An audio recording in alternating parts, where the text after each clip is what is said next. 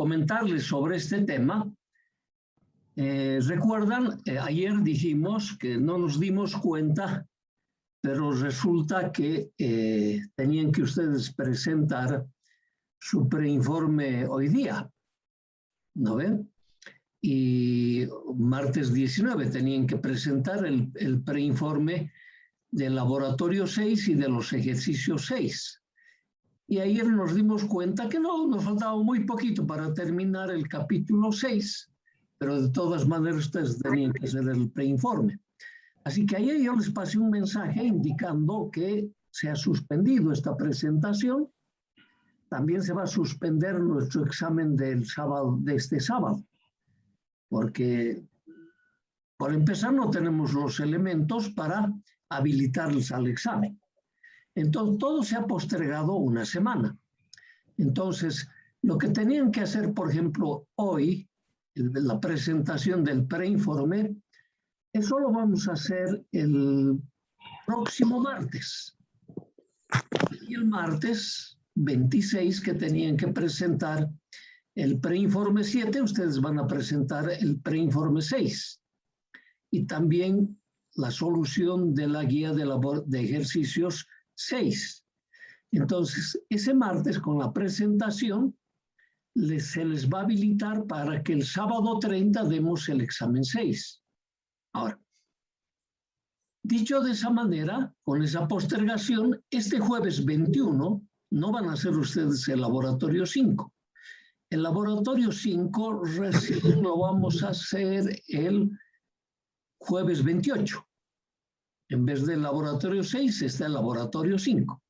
Entonces este jueves 21 en la mañana y en la tarde vamos a pasar clases de teoría. Así que no nos olvidaremos.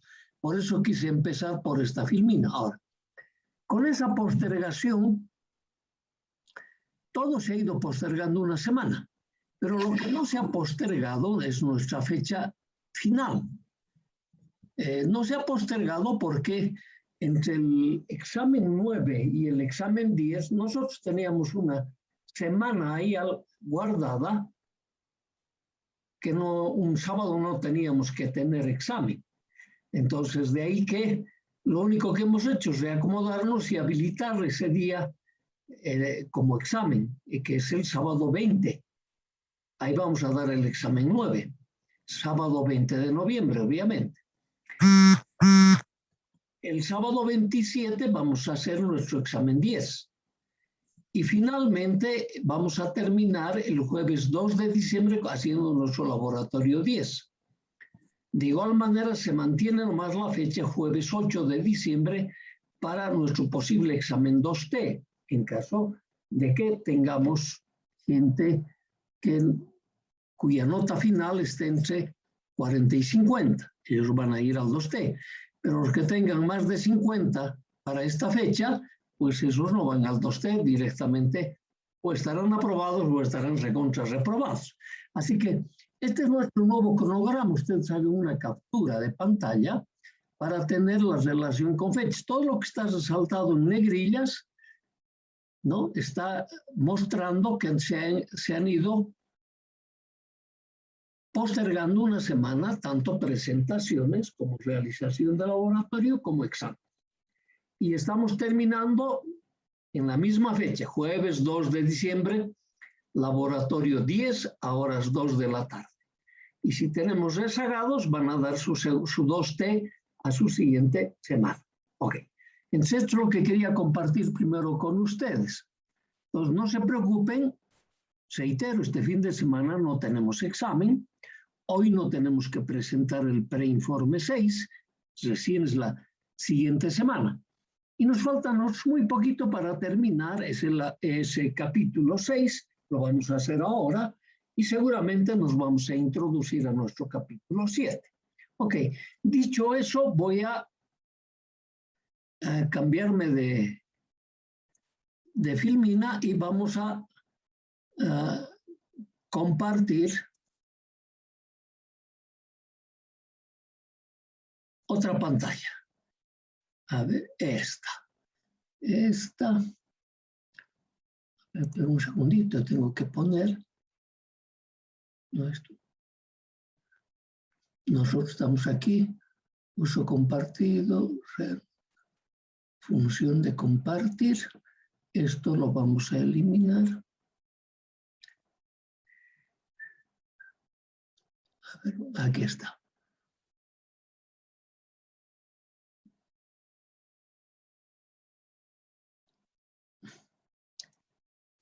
Ok. Presentación desde la diapositiva.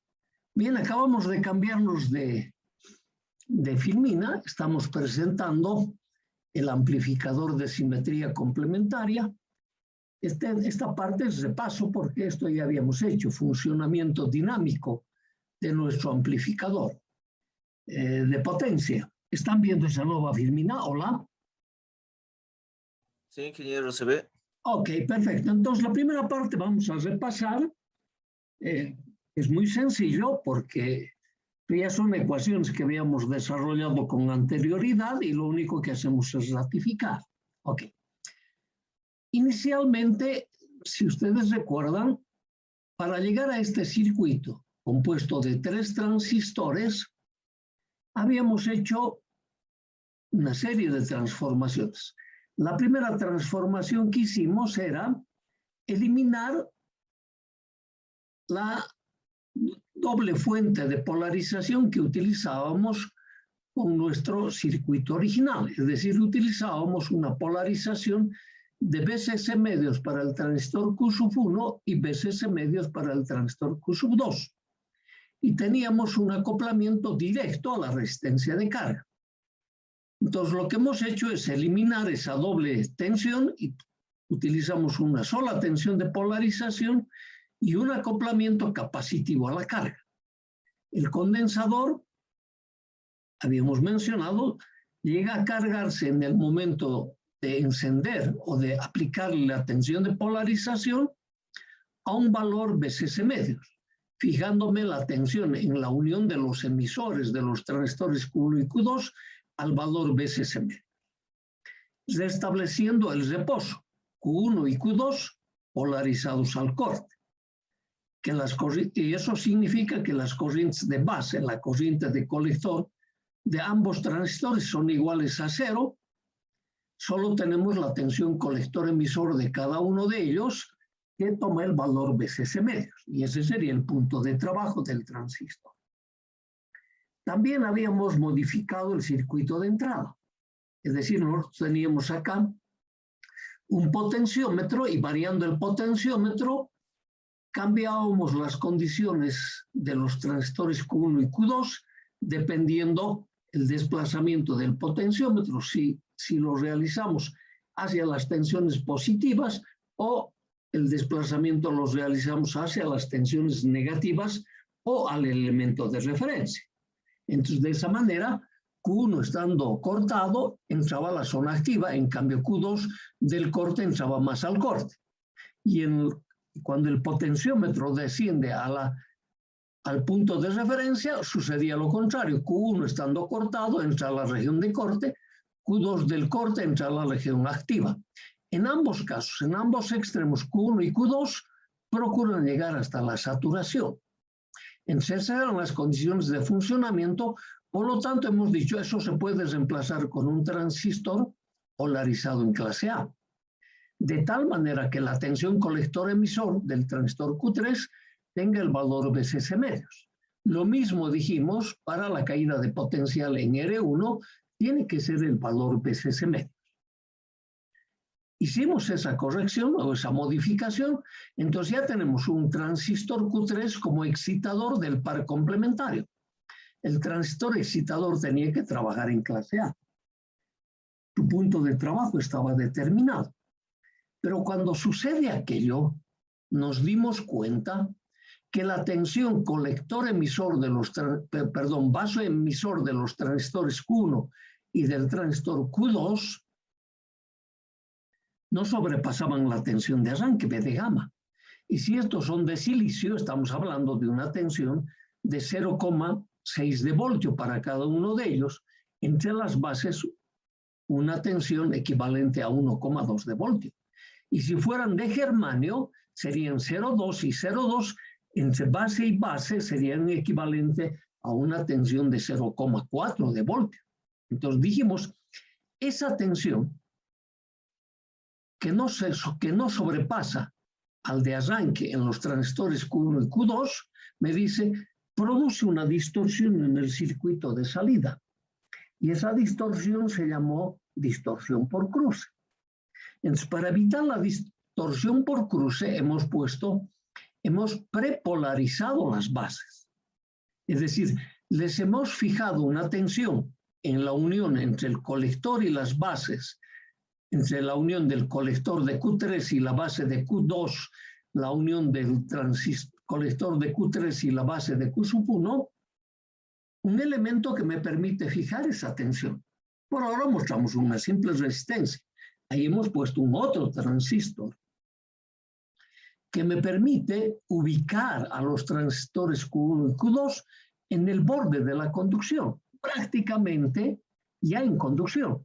Entonces eso me decía, los transistores Q1 y Q2 ya no están en clase B, sino están en clase AB, para evitar la distorsión. Pero estar en clase AB significa que circula ya una pequeña corriente en las bases. Entonces esa pequeña corriente en las bases ocasiona una pequeña corriente en los colectores.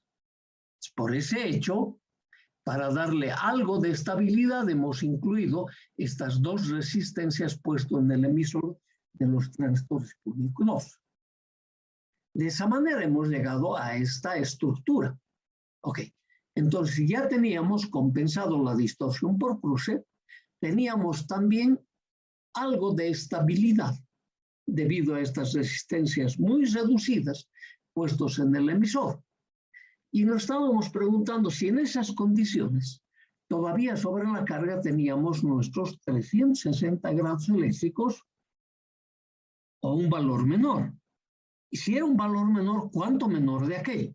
Entonces, a eso se refiere cuando nos decimos cómo es el funcionamiento dinámico de nuestro amplificador de potencia. Ahora, por si un caso, quiero volver a aclarar. Para los amplificadores de potencia, en mi caso sería Q3, Q1 y Q2, no se utiliza circuito equivalente. Por los grandes desplazamientos que se producen en la región de base y en la región de colector, sobre las características de entrada y características de salida de los transistores. Por ello es que no se pueden representar a parámetros concentrados los transistores de potencia. Entonces, nos tenemos que acostumbrar a aquello que muchos se niegan a hacerlo, a mirar los circuitos para componentes de alterna. Y ahí hemos sido claros también el otro día, o ayer, que cuando decimos circuito para componentes de alterna, su sinónimo no es circuito equivalente. Como muchos creen que es así, claro, yo les doy la razón a algunos, porque hay algunos libros que cuando escriben se equivocan, pues. Se equivocan, claro, pero ¿qué es lo que piensa el común denominador? Dice, no, pues el libro tiene más razón que el docente de la materia. Algunos lo toman de esa manera, pero no es cierto.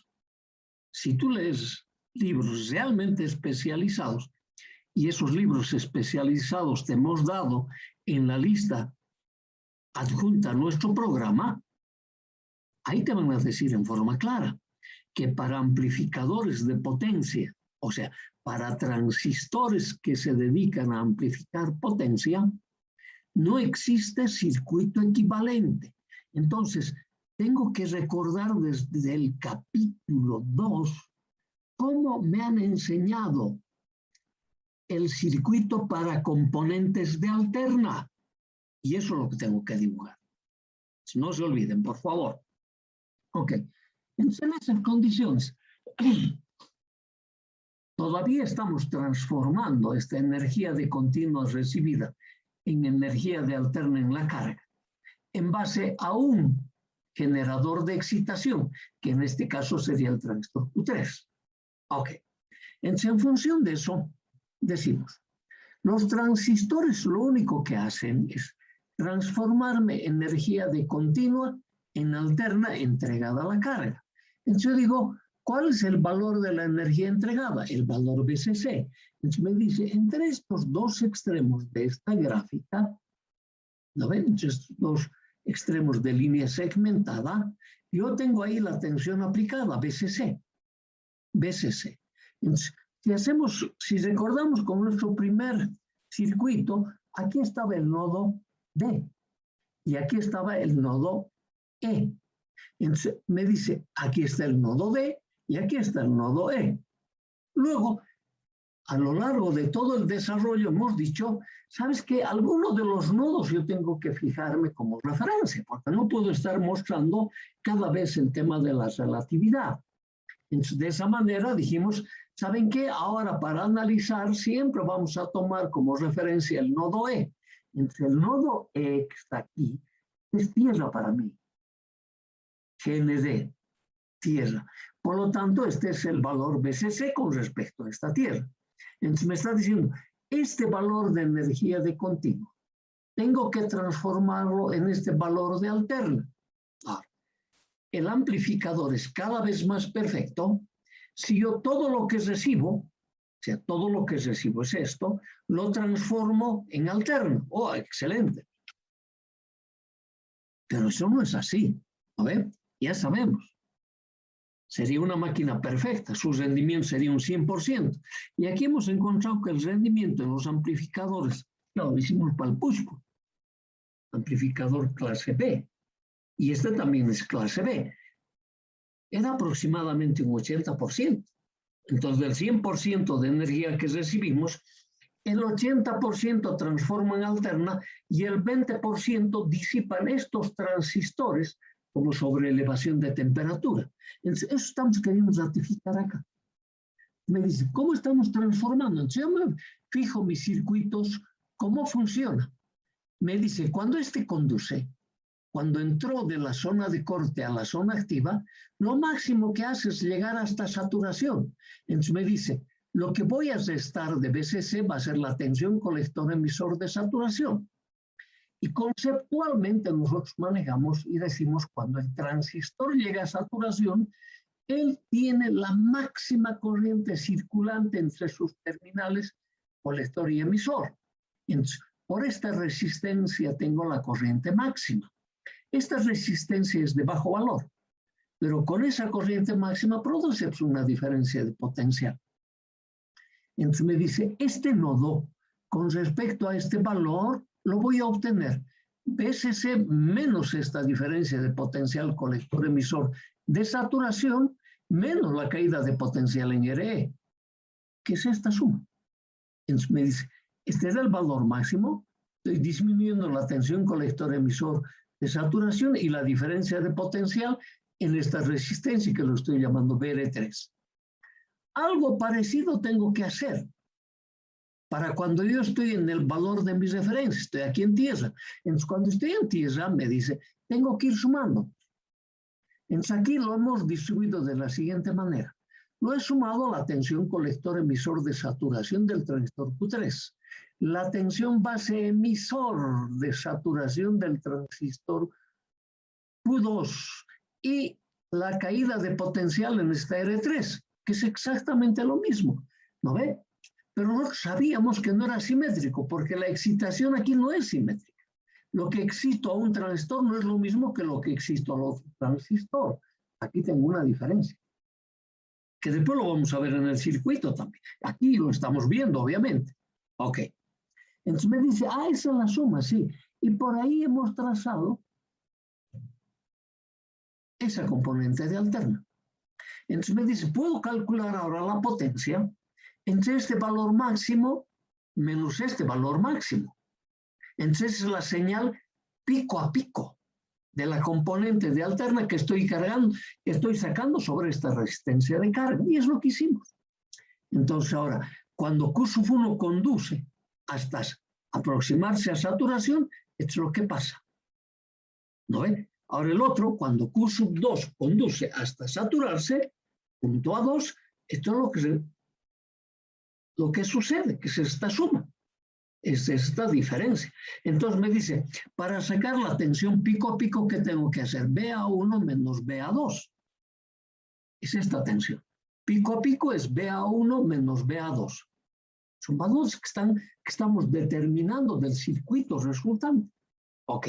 Entonces aquí me está dando mi ecuación de transformación me está diciendo, la componente de alterna pico a pico lo estoy sacando en función de BCC menos los valores límites que tengo. Colector emisor de saturación, silicio, 0,3 de volt. Tensión base emisor de saturación, silicio, 0,6. Colector emisor, silicio, 0,3. Entonces estas tensiones son pequeñas, menos estas caídas de potencial, pero por los valores de las resistencias puestos en el emisor, estas cantidades son pequeñas. Entonces me está diciendo, prácticamente lo que yo estoy obteniendo, ¿ve? En función del valor pico a pico, para tener el valor eficaz con el que yo voy a calcular la potencia de alterna, está aproximadamente igual a esto, a veces medios.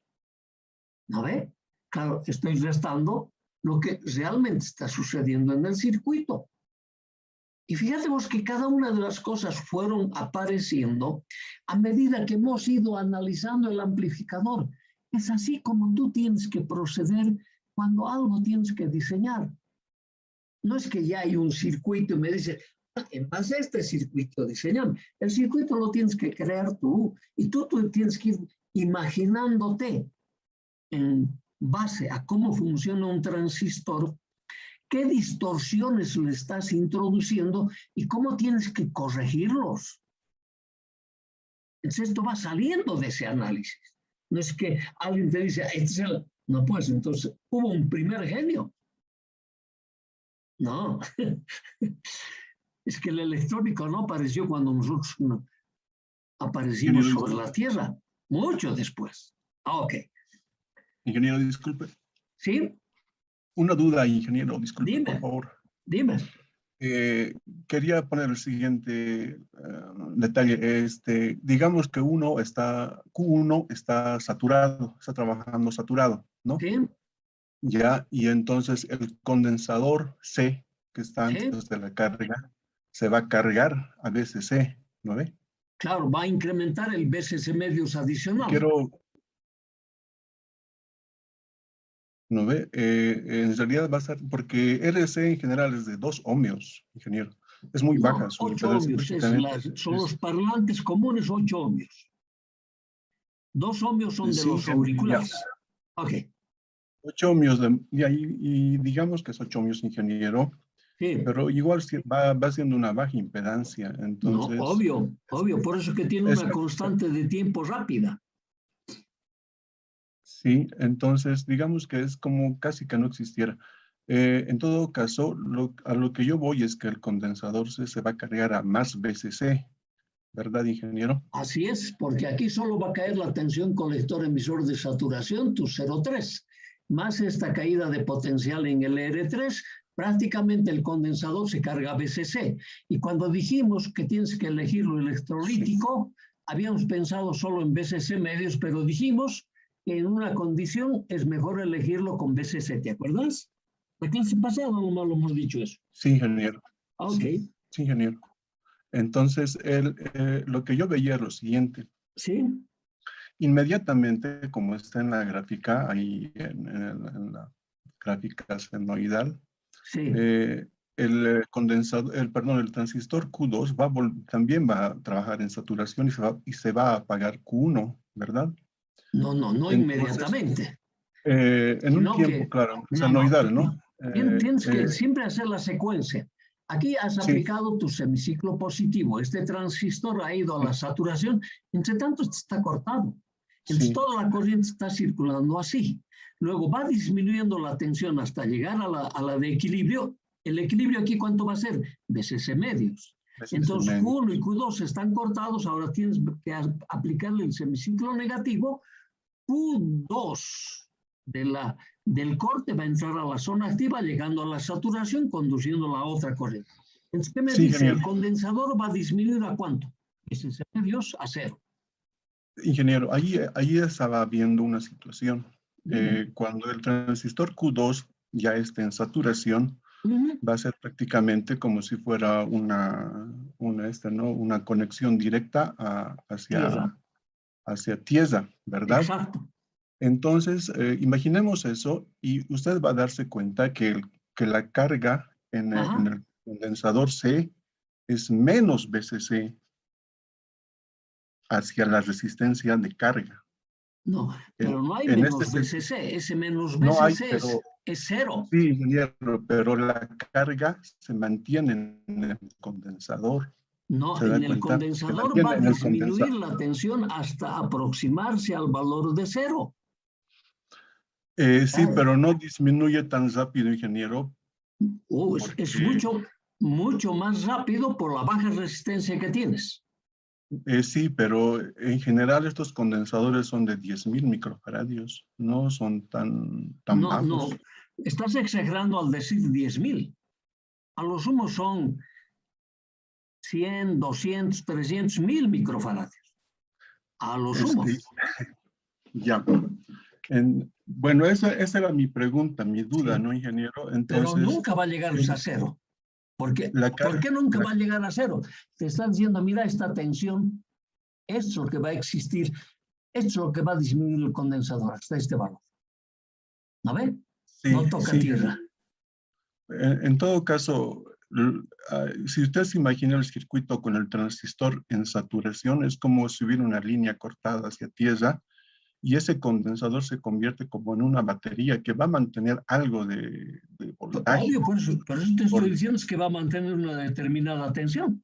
Entonces, lo que yo me refiero es que el voltaje hacia la resistencia de carga va a ser menos de 0, no va a ser mayor a 0.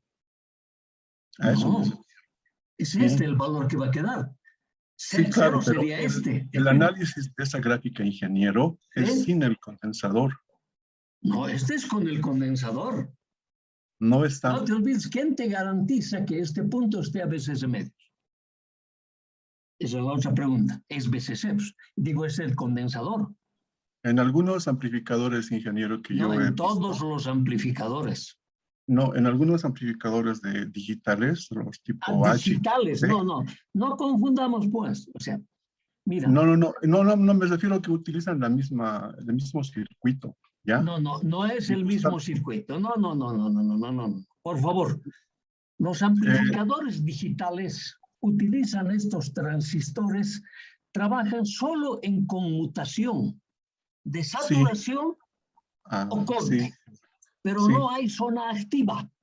Por favor. Sí, ingeniero, pero toman en cuenta esto del condensador y creo que aquí también funciona, porque no creo que el condensador, estamos hablando de supuestos, pierda toda la carga en el...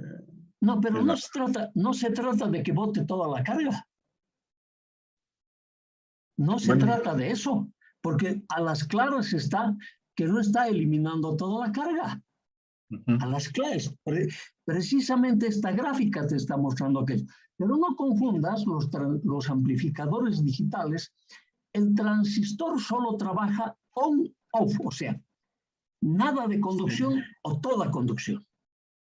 Se llaman amplificadores tipo puente. Eso es otra historia. Sí, ingeniero. Tú ya confundes, ya estamos... No, ingeniero, no estoy confundiendo. A lo que me refiero es que, como usted mismo dijo, el condensador no va a perder toda su carga. Y al no perder toda la carga, obligadamente va a haber un voltaje menor a 0 en la resistencia de carga. Nunca. Si no pierde la carga, si no pierde toda la carga, va a haber una tensión remanente. Obvio que va a ser así. Pero va a ser negativa hacia la resistencia de carga, ingeniero. A ver, véalo. Se va a aproximar al valor negativo, pero no toma este valor. No toma. Se va a aproximar al valor negativo. Para que tome el valor negativo, tuvieras que eliminar esto, eliminar esto, eliminar esto. Eso está clarísimo.